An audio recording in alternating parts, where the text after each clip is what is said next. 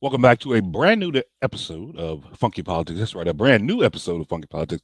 Right early this morning, I am DC, your host of this wonderful program, and I tell you what, man, whew, what a week, what a month, what a year, 2020, y'all. 2020 is nearly it's halfway done. 2020 is halfway done, and unfortunately, one of the things that has been an outlier of 2020 has been this COVID-19 piece out there. COVID-19 has led to a lot of deaths. The numbers are spiking back again in some of those states that opened up pretty early. I don't even want to mention it. Well, I think I will. Texas, Florida, Arizona, especially Arizona, Florida, and Texas right now. They're seeing a resurgence in the folks who are contracting this virus. Not a disease, it's a virus, right?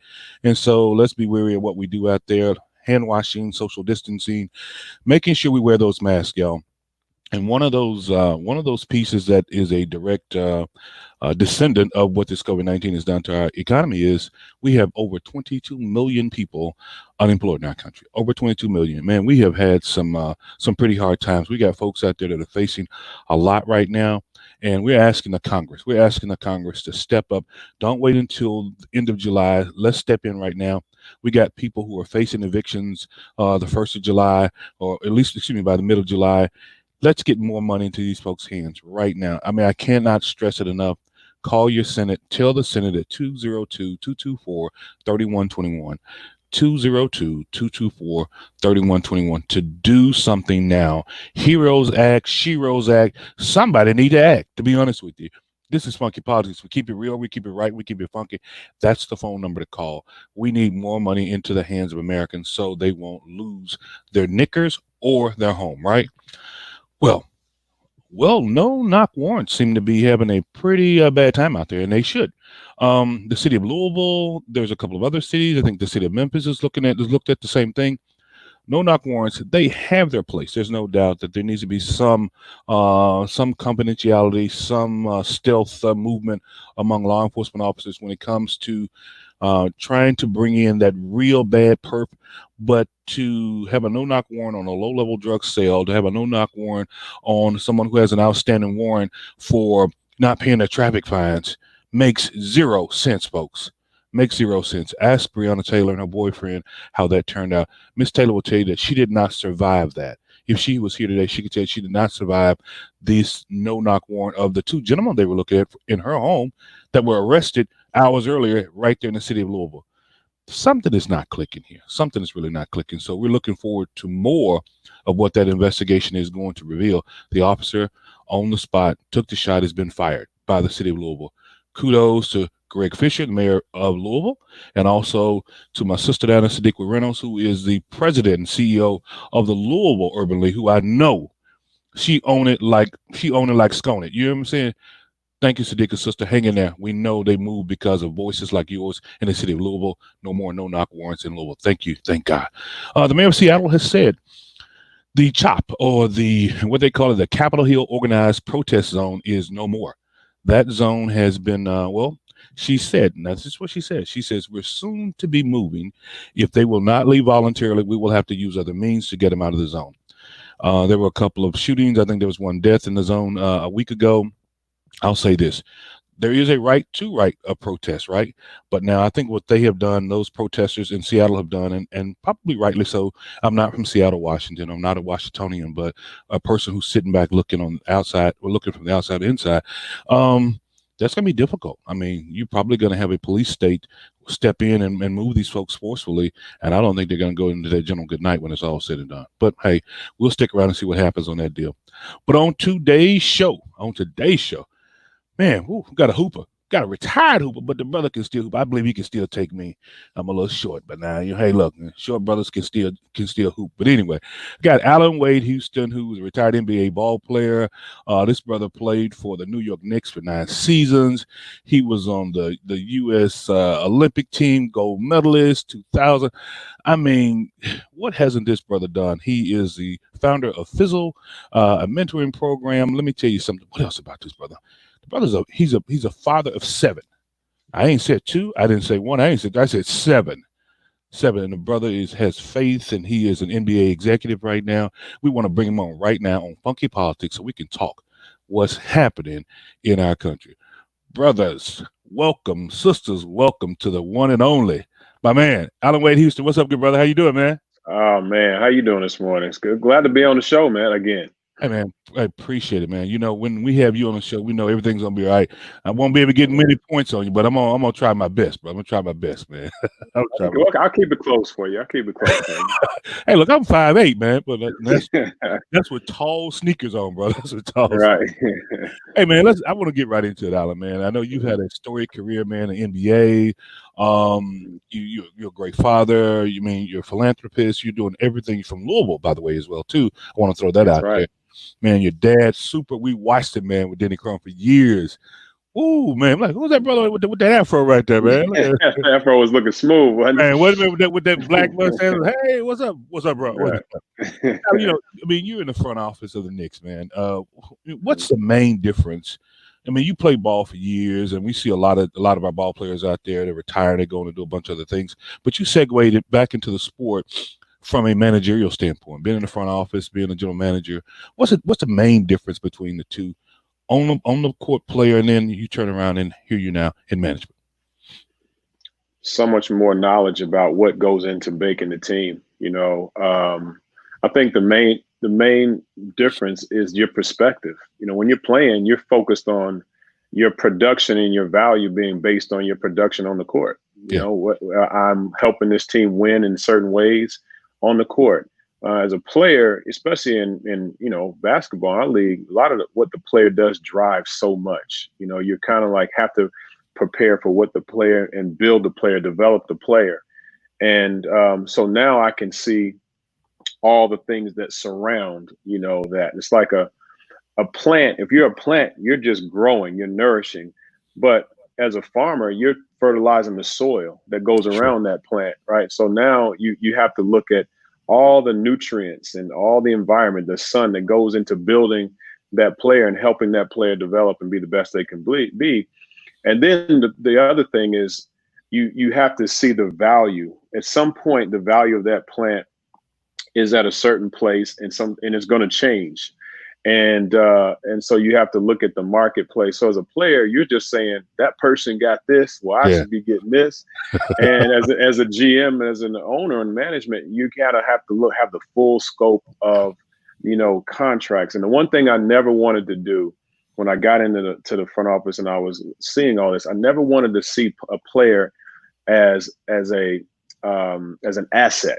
gotcha. You can see the contract as an asset, but not the player. And there's a Yeah, big difference in how you view players and how you view building teams. And I think that's one thing I've always wanted to be mindful of. I've always wanted to keep the view of the player, which I was, and from a coach, which I felt like I've been a part of because my father was a coach. I understand coaching. sure. And then as a management, so I kind of try to see from three lenses at one time now instead of just from a player perspective. I want to stick right there. I'm glad you brought in your dad's name, man. You know, Wade Yeah. Houston. If anybody in this country does not know the name Wade or doesn't know that look with that afro, that dark man, this brother, Louisville with Denny Crum, Tennessee, in his own right, man. This guy Yeah. was phenomenal. Alcoa, Tennessee, as I understand where you guys are from, man. Mm, But excuse me. But one thing I'd like to ask, you had a Bill Russell. mm, Bill Russell did a combination both of player and coach. mm. Do you? We don't see that anymore in the league, right? That's not going to You happen again. know, I would. It's going to be hard for that to happen. But first of all, thank you for shouting out my dad. First one of the first black signees at the University of Louisville in Oh, '62. He was one of the first of three players. The first year that the University of Louisville signed back players, he was one. First black assistant coach at the University of Louisville, and then became the first black head coach in Southeastern yeah, Conference I sure remember in that. basketball. So um, when you think about being a pioneer and so many things that I've seen him and learned from him, that's why you know everything I do kind of in social impact, family, and fatherhood Sure. mentoring is because of that relationship. But what I think about player coaching, I think Chauncey Billups, Jason Kidd, those were guys Yeah, that I think could have probably have done it. I think it's just really tough because by the time a player, first of all, the things you have to learn to do to be a coach. Yeah. from practice planning, leadership development, just the skill of coaching that goes into the training is tough. And then the things you have to do to play. In today's game, all the things you have to do to keep your body right, to manage Sure. your body. Coaches are CEOs of major corporations. Sure. You know, and that's what they really are, managing, you know, a lot of the dynamics that go into the team. Then strategy after timeouts, you know, all these Really do. adjustments. So I think it'd be tough, but because of all the prep and the information that goes into the game now. But there are a few players I think could fit in the category, but it's just a lot. It's a lot, Very, big load. very difficult to do it. You know, one thing is we're talking about player development and players being developed. This whole new thing that we've seen, and it's not new. It's not brand new at all. You had athletes like in your hometown, you had a Muhammad Ali that stood for something, and he Yeah. made sure that the country recognized it. I mean, we had one of those talking heads out there some months ago, referred to LeBron James made a statement regarding Colin Kaepernick, and Man, don't even mention her name. no, man, no, we will not mention her name or her program because it's Yeah. trash. But she told him to, you know, just keep dribbling. Basically, he doesn't have a voice, but what I have seen, and I want to ask you this is, are athletes, in your opinion, are they looked at as just entertainers? You're here to make me laugh or to make me cry, or I want to see you slam, but they can't still have that activist in their own right.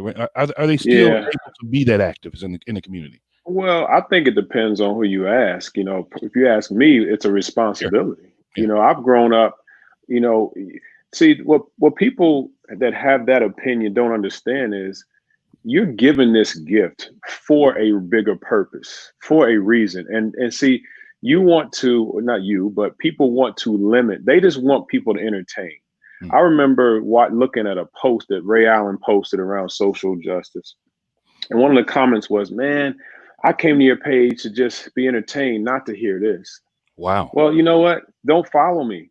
You know, don't. You know, Wow. that's that. I have a responsibility as a player and as an influencer. Yes. Because you don't know when this influence and when this time that you're going to have a voice is going to decrease.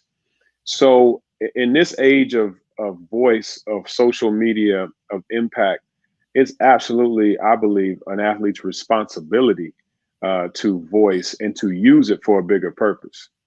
I think right now what some of the players are talking about, and nobody's suggesting that we don't ever want to see an NBA start, but I think a lot of us are waiting, patiently waiting to see some ball playing, but we're also waiting to see some deliverables from our country. Yeah, well. I think that's true. I think what people want, what I would want if I'm on the other side of this and I'm a fan and I really want athletes, and if I'm just a fan and I hadn't played and I'm looking at it from that perspective, I would want two things. I would want, first of all, do your words and your actions, are they consistent? Do they line up? Don't just talk about it now when you haven't been talking about it, or don't just do it now when you haven't been doing it. So that authenticity makes a big difference. So if you've been doing this and been saying this, I'll ride with you.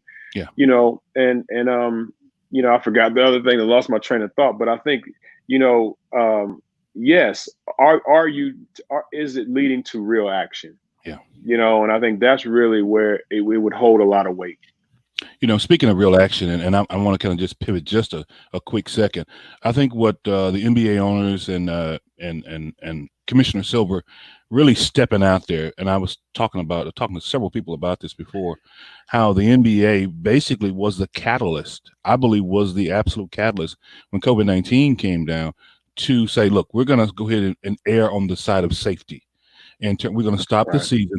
I mean, you have March Madness, Allen. Have you? Yeah. You don't remember as a kid, man, ever not in a March Madness, right? They're never in March Madness, man. So that was crazy. But I guess a lot of us want to. And you played ball, man, for years, and of course you're management.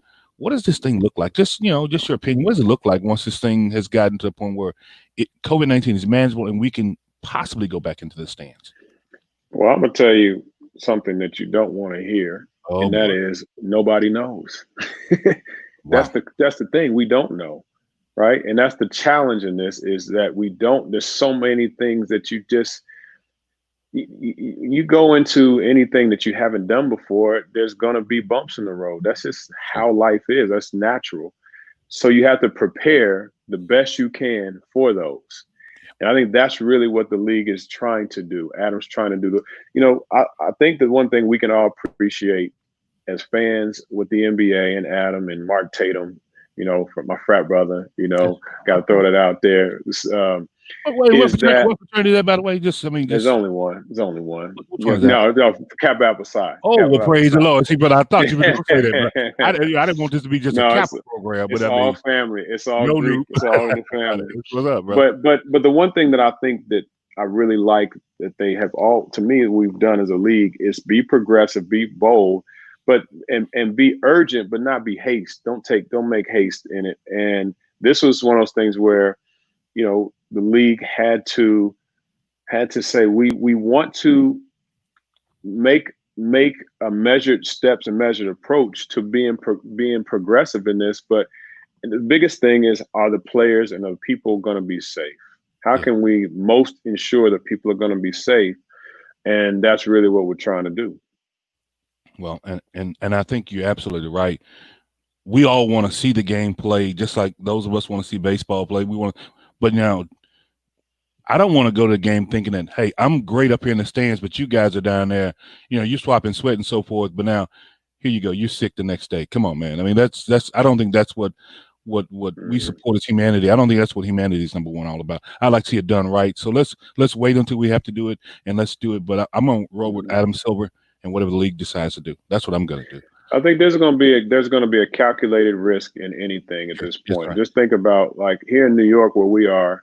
There are people probably wearing more masks, being more cautious because we're at the epicenter. Where in other parts of the country, people have more distance. They feel like they can operate and manage it better. But you still have to be mindful of other people, like you're saying. You still got to be mindful of other people, and there are a lot of people who are asymptomatic. Yeah, that's right. And so you just gotta, to me, this whole thing is about, look at the bigger picture. Right. This is really, to me, about whether it's the social injustice going on, COVID. Like, this is God's way of telling us, like, I'm going to give you an opportunity to kind of take a step back and look in the mirror and make sure that you're being mindful of the big picture. I like the way you said that. God giving us an opportunity to let us look at this big picture. And you hit on the social injustice piece. And I want to pivot there right quick, because you all spent a lot of time in Louisville. There's no doubt you spent a lot of your formative years in Louisville, Kentucky. Breonna Taylor, as I said in my opening, man, she lost her life, right? Yeah. I know you still got homeboys back home. I mean, what is your? I mean, as somebody who spent a lot of time in Louisville, now you see your city, and that's not your hometown, but it's your hometown. Yeah, it's home. It's home. Yeah. It is where I call home. And I grew up on Grand Avenue in the West End of Louisville. And when I grew up, the West End was lower middle class in certain areas, right? It was like people could go outside, you could walk around. People were, education was extremely important. Sure. Even though the schools might not have still been the best. So I think, what I hurt for, and like you said, look, I'm praying for Sadiqa. I'm praying for our mayor. I'm praying that this is exposing, in general, I kind of alluded to it. This whole thing is exposing the real heart of man. Whoa. Right. Whoa. And what happens is, when you look at George Floyd, obviously what's so painful in watching that is, what gave you the right to think that you had the authority over a man's life? Right. This wasn't something that a no-knock situation. This wasn't like my life is threatened and I have a split second that I don't even have time to process a reaction. This wasn't that. Right. This is, I have time to really consciously and subconsciously process that I'm in control of another person's life, and how does that make me feel? And I think the problem is you have good cops, you have people. We need our cops, we need them. But when you have an abuse of human authority, That's where like we have a big problem. And so the problem with Louisville right now is, you know, if these policemen aren't, if there aren't drastic measures taken to hold them accountable, then there's no middle ground right Yeah, now. that's There's right. no gray area. So that's going to be a problem. Now, there's going to have to be a huge recovery in terms of just healing and in general. So I pray for the healing Yeah. that needs to come. Yeah, I'm glad Mayor Fisher did what he did, but this is a it's been said so much. Hey, there's systematic change needed, and that's true. I personally believe what's needed the most, which we're not talking about, is we need to lock arms with our Black youth and mentor them. We need Oh, to lock arms with our Black youth, have people really come out and say, I'm going to walk with you and give you guidance, yeah. on how to walk this walk and how to live and give you a vision. And so and I think that's really where my heart is. Well, before we go there, I want to get in one other thing because I want to get you on record with Fizzle and let Yeah, America, let the world know yeah, this platform that you're working on called Fizzle and the acronym what it stands for. Colin Kaepernick. I mean, and this alludes to really what you're doing. Colin stood for something by kneeling, is what a lot of us are yeah, saying, right? The press yeah, beat him up, the NFL owners beat him up, but now we are circling back, and it appears that what he was kneeling for was right. And so, how do we, Alan, how do we convince white America? I mean, we do what they say. They say, hey, go to school, right? They say, hey, go to school. You can be whatever you want to be. Then we try to do that. Then we have a President Obama, and then that's not good enough. And then we have a sister like a Michelle Obama. That's not good enough. So how do we convince America that even the original Constitution that was written was not for us? We needed the Bill of Rights and amendments. It's yeah. so. I It's mean, tough. it's a God. I know it's got to be a God thing. It Even is. It's even I Pontius believe. Pilate said no fault. Pontius Pilate said no fault. I find no fault in him. How do you Yeah, find fault in me all the time, Doc? that's the you hit it. I mean, you could have just dropped that green mic right there with that That's, one, that's it. But here's the deal. Like you're right. This. See, problem is people they want to they want to put certain thoughts and opinions and ideals in categories. Yeah, So that was unpatriotic. What that has nothing to do with that wasn't about the flag. yeah, Why does that have to immediately go into disrespecting the flag? That had nothing to do with being patriotic. There were people that my grandfather was in the in the Navy, and we've had Black Americans who come back to experience we know what. So why does that mean we're unpatriotic? Because we want to, he wants to make a peaceful protest and statement. yeah. And now I don't know if this is true, but I heard he asked someone their opinion, a soldier, on how I should peacefully protest, and the soldier told him just kneel. Mm. I don't know if there's truth to that, but I heard, I I heard heard, that. But I heard the same right, thing. so the bottom line is, what needs to happen, Doc, is conversation, tough Mm. conversation. A lot of our white brothers and sisters, and I'm going to say white brothers and sisters, That's right. because That's we right. all are family, right? Need to do what family would do. Man, let's sit and Mm. have a constructive dialogue and a painful and a dialogue that may be uncomfortable and hurtful, but we got to heal and we got to have understanding. We got to have perspective. There's no reason a white brother or sister should say Confederate flag, I'm all about it. Why would Mm. you, when you know what it means for, why would you be so all about the Confederate flag? Why? What is a Confederate? What is a Union? What does that really mean to you? What is so prideful about the Confederate flag? Mm. And so there just got to be real hard conversations, and because if you the thing too is about sports. Yeah. Sports, you can do that. You can go Yeah. back and forth, Yeah. man. Blah blah blah blah blah, and this and that. It's tough. Mm. Let's talk about the conversation you're having with America's youth right now through Yeah, Fizzle with yeah, your platform. Let's talk about Fizzle, man. What is Fizzle? So my listeners, my yeah. viewers know exactly what is work. They can go if whatever they need to do to be a part of this platform you already started. Well, Fizzle is an acronym for faith, integrity, sacrifice, leadership, and legacy. Mm. And the one thing that I'm seeing now more than ever is a value system that is lacking, right? Mm. We need our values are things, standards that we need to live by, act by, speak by, think by, and a guideline and a framework. When you're mentoring, our youth need guide. We need a guide. We need a father. We need a father figure. We need parents. We need coaches. We need people to guide us into adulthood. And even in adulthood, we need it. Sure. Well, those conversations need to be very strategic and constructive. But we need a plan and a playbook. You know, when you talk about faith, a young person needs to know what I believe. What do I truly believe? What's my vision? And what do I think about myself? Who do I believe in? In integrity, they need to have an idea what's right and wrong, Yeah. make decisions. Yeah. Sacrifice, I need to have an understanding of what I'm really willing to do to get Mm. to my goal, to get to that vision. What am I willing to sacrifice? For leadership, I need to understand how I can use my influence, increase my influence to change the culture around me, right? And for legacy, what type of impact do I really want to make? And then Wow. how do I impact winning? How do I impact winning in life?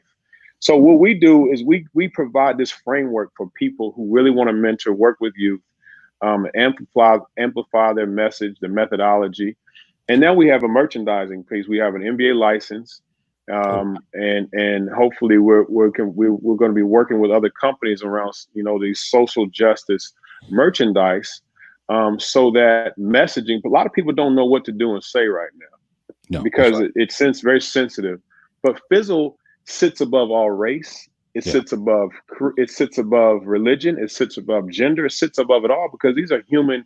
These are human values that all are in all of us. We just need to bring them out. And so we do. Larry Robinson, our brother. We've done some podcasts and we do a media, Yeah. but mainly it's about really training people to have a higher level of thinking, especially in a time like this. Yes. Vision, a lot of mental health events, and a lot of mental health work we're doing because again, these are spiritual in nature. These values. Wow. So we need to understand how our mind, body, and spirit are kind of working together, and just be expressed, and just live a better life. But it needs training, right? That doesn't just happen. Got No. to be intentional. And so that's what our platform is doing. Well, the first letter in Fizzle Excuse me faith. one second. I feel like my computer my Oh, okay. computer is I got to charge it up, make I sure got it's you. charged up. But You know, yeah, go ahead. I'm listening. one thing I wanted to make sure that I emphasize that first letter, faith.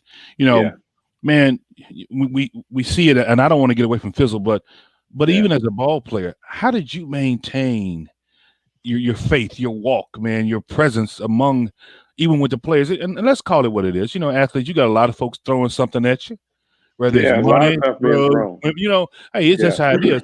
But maintaining that sense of being, I go back. Still gonna go back to Tamara. I still got them 7. I got to take it right. How tough was it? How difficult was it? And was that one of those reasons why Fizzle is what Fizzle is today yeah. because of that faith? Absolutely. You know, so much of who we are is who we're going back to that soil. As Yeah, parents, it starts yeah, in the home, right? As our parents, we have to cultivate a soil so that my thought process, the way I perceive life, the way I make decisions, the way I operate, the way I deal with people around me, the way I just am respectful, the way I value things, those things are all trained, wow. and learned. Hate is Yes. learned, Oh, brother, right? speak, Doc. So now we're in a situation where, um, by the time I could make those decisions and go off on my own, I said I had a firm foundation. Now that doesn't say I didn't make mistakes and Sure. have a lot of bumps in the road, and because we as humans we just do that. It's natural, but you still have to have a framework, and it was modeled for me, right? My parents, Yeah, people around me, my dad, my parents did a good job of not saying, okay, when you leave this house, I'm gonna kind of still try to monitor who you're around outside of this house, who's mentoring you, who's coaching you, right? And I had this conversation with R.J. Barrett's, father about just we have to be very specific on, our our kids are so valuable, and not Yes. just my kids, but No. our That's right. kids, That's right. right? That's right. So they deserve the best opportunity and foundation. So Fizzle, so when it comes to my faith, I realized, when I was 15, 16 years old, God called me and I got saved. And God, Whoa. it's almost like he gave me a vision of what he wanted from me. Wow. Remember back in the day when you would make a team and you see your name up on the wall. Oh, I Right. made it, That's right. right? That's right. That's right. Well, at some point, you got to realize, okay, I'm on the team. Now I got a responsibility. And I feel like what we got to do is help people understand that God has called us to that team, which is his family. Now, what do we do with that? Yeah. And so that's what my faith did for me. And when I got into the league, I had people mentor me. I had people on my team who mentored me from a spiritual perspective, because again, I hadn't been in this lifestyle before. Sure. So you need spiritual mentoring in life. You know what I mean? And I think that's really what is so powerful about Fizzle is we can talk about life principles, but we can also talk about them in a spiritual context if Sure. you want, right? Yes, that's right. And so that's what happened for me. And it's a joy to now take it into a brand, because now we know this. Everybody's a brand. Yes. Yes. Everybody's a brand That's right. right That's now, right. right? So if you're a brand, then how are you going to manage your brand? How are you going to promote who you are, not from just a monetary standpoint, but just so you can make an impact on people around you. Wow. And so that's really where we have those type of contexts and conversations and training. Before we get out of here, the analogy you said about how we used to go, did I make the team? I'm going to Yeah. look and see if my name is on the wall. Almost Yeah. like is my name in the book. You give it down, Yes. here's my name. That's But it. we'll That's it. hold that for another conversation That's a one other sermon day. right there. There you go. Is my name on the wall? Is Right? it on the wall? Hey man, Allan, is there anything else, man, you like to leave with our folks? But this conversation has been great. We got to get you back on Funky Politics. Yeah. But before I let you go, is there anything you'd like to close with, man, on the NBA and on Fizzle, on faith, on leadership, on Well, legacy, I mean, I think it service? all runs together. I really do. I think that right now, I believe that a couple things need to continue to happen. We need to keep applying pressure and the Black community needs to keep applying pressure, keep advocating. Don't let the energy die down from the rallies, from the voice. This is a point where I think the Black community has a voice. The Black community has momentum in terms of how we can create change. Yes. But now we need to educate and equip our young people, Yes. right? Yes. And that to me should be a primary focus, because this is not going to change in the next year, 2 years. Policy, um, uh, Black advocacy in higher level corporate positions or Black ownership. These things are going to take 10, 20 years. So who's gonna sustain that is going to be our young people. We need a Black youth movement and train them, to be equipped, at college, or young adults, high Sure. school, middle school. And that's really what Fizzle's doing. I think that's what I think the NBA and these sports our influencers can really do to build that up and create some sustainability. Wow. We're gonna watch out. We're gonna be look, y'all. Google Fizzle. That's Fizzle, correct? Yeah. Uh, Yeah. Check them out. See where you can fit in to get in. Maybe, man, we Yeah. can help you spread that word some kind of way here on Funky Positive on Absolutely. Yeah, Kazuki. we'll be back. We're coming out with some nice merchandise that really messages all these Oh things, and wow, we want to, and youth are going to be a part of that movement. So I'm excited about it. brother Allan Wade Houston, man. Thank you for being on Funky Politics, Doc. Once again, you make our day, man. Look, let me tell you this from a standpoint of being a good brother, good noob. You are carrying the banner for us out there. Don't falter. You got me? Don't you Appreciate falter. that. All right, Noob? Don't Appreciate it. falter. Stay well, man. Appreciate it, Thanks a man. lot for being on Funky Politics. Okay. Be blessed. Thanks. Okay. All right, guys. I'll be right back with some right back closing thoughts. Let's close it out. Hey, this guy has preached a sermon for us today, Allan Wade Houston. What more can I say? Retired NBA ball player. He's an executive. Comes out of great stock. Great stock. You all know his dad, his mom. Let me tell you something. He's still out there on the battlefield for us. Fizzle, follow them, y'all. Google them. See what you can do to help out with his cause and trying to help us get our kids mentored, making sure that our young people that are coming up have got a strong foundation. If you don't have a dad, we need to, black men, let's step up. Let's be a dad to some of these young boys out there who don't have anybody to look up to, right? We've got a lot out there that we're doing. COVID-19 is not over. I need you all to continue social distancing, continue your hand washing of 20 seconds. I do go to restaurants now, but I walk in with my mask on, and I'm sitting down there at my table. I take it off and eat, but there's others that come in and don't have it on. I'm not looking down on them. All I can say is I'm going to protect myself and help protect them, right? So do what you got to do. We're going to stay in this game. We're going to stay in this game until the buzzer rings. And hopefully November 3rd, we'll have a new leader of our team because the one we got now ain't working. So check us out next week. Hey, check us out next week. I am DC, and you have been with us right here on Funky Politics and Allan Wade Houston. See you next time.